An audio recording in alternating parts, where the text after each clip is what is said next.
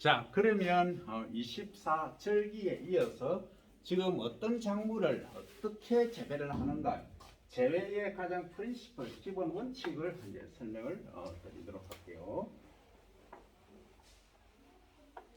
가장 이제 어려운 게 언제 파종을 하느냐, 언제, when, 언제 시딩을 할 거냐, 언제 파종을 할 거냐 하는 것이 가장 핵심적인 관건입니다. 그리고 어떻게,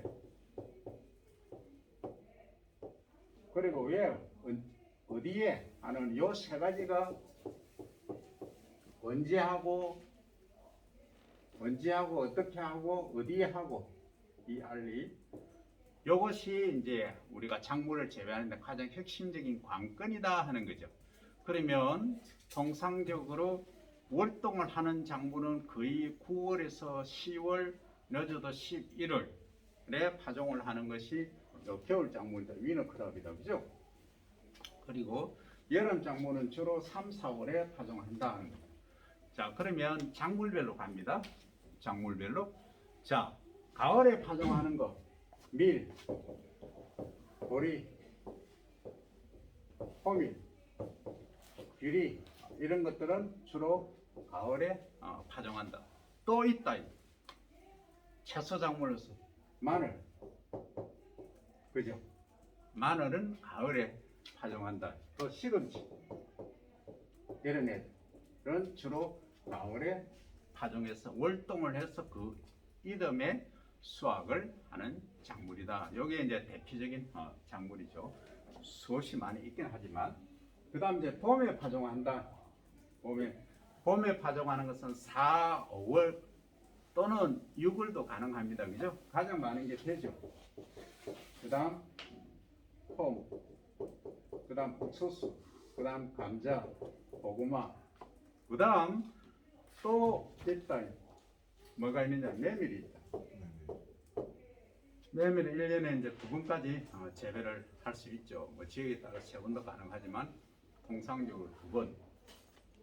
과거에는 배를 이양을 하려고 했다가 잘 못했을 때 메밀을 파종을 하는 거죠. 그러면 자, 언제 이 시기에 하는 것은 얘기를 했다. 어떻게 파종하느냐가 핵심이에요.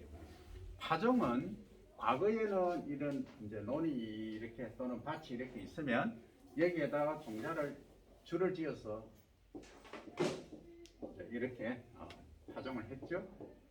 파종을 했는데, 자, 핵심이 있습니다. 핵심은 뭐냐면 이 약용작물 하나 몇 개 넣을까요?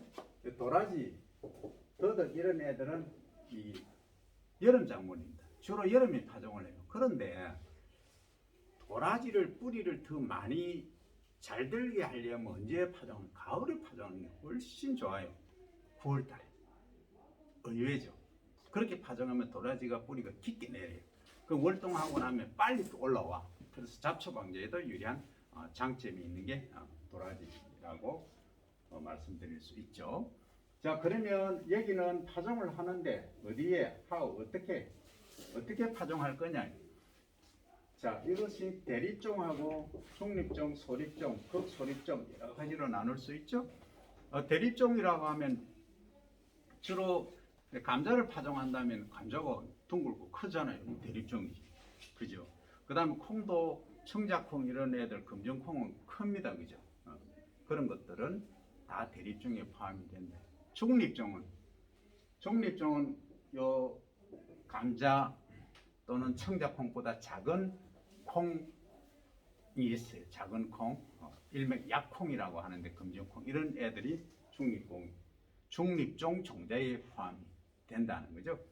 그 다음에 이제 소립종이라고 하면은 사실은 이 중소립종인데 벼, 보리, 밀, 호밀, 기리 이런 애들은 우리 천알의 무게를 가지고 이야기를 하죠. 그래서 천립종으로 카운트하는 애들은 중소립종, 중립종 이렇게 이야기를 하고, 그 다음에 이제 극소립종이 있어요.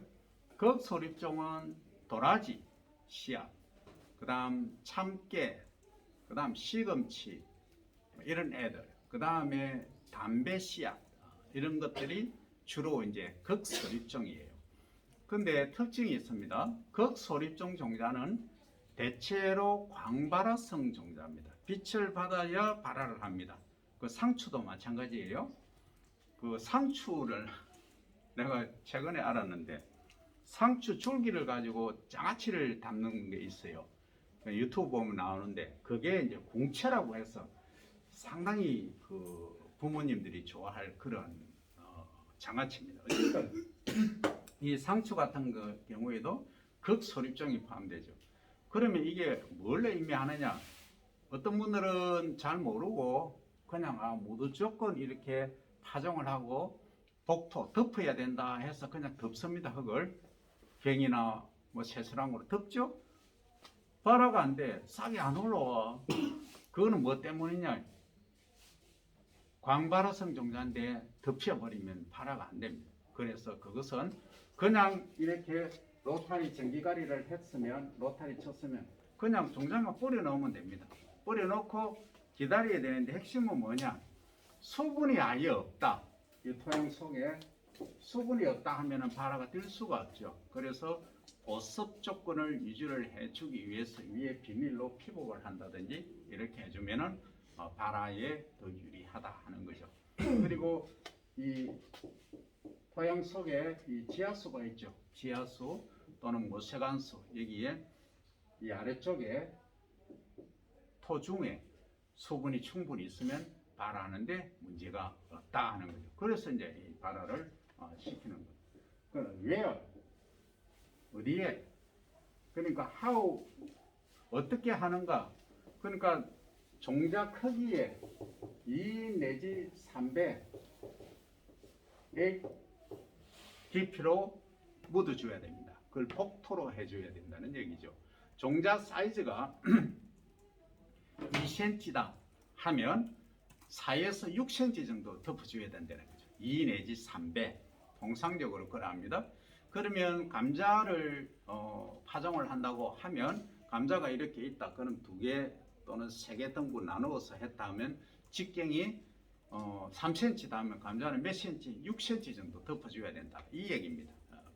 그러면 토양 조건에 관계없이 무조건 6cm 덮어줘야 되느냐? 아니다. 그게 가장 핵심입니다. 그 무슨 얘기냐?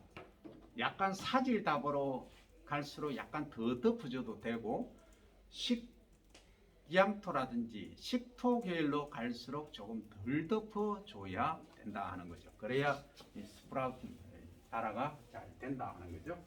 요것이 이제 어떻게 파종하느냐. 그리고 과거에는 이 봄밭에 바로 이렇게 파종을 했지만 요즘은 육묘 상자라는 게 나오죠. 시딩 베드가 있습니다. 육묘 상자에 이렇게 생겨서 뭐 10509, 7009 이렇게 이 홀이 구멍이 여러 개 있죠. 여기에다가 상토를 쫙 넣고 여기 위에다가 파종을 이렇게 하는 거죠. 이렇게 해서 이제 육묘 묘를 길러서 파종을 한다. 파종이 아니고 이식한다. 옮겨 심는 거죠. 요걸 이제 트랜스플랜팅이라고 하죠. TP 트랜스플랜팅을 하는 경우도 있다는 거죠. 그러면 봄밭에 시드 종자를 바로 다이렉트로 파종하는 경우를 직파라고 하고 요 모를 이렇게 길러서 옮겨 심는 것을 육묘 이식이라고 이야기를 한다. 배에서는 물이 있는 조건에서 옮겨 심기 때문에 이 양이라고 한다 하는 이런 개념이 되겠습니다.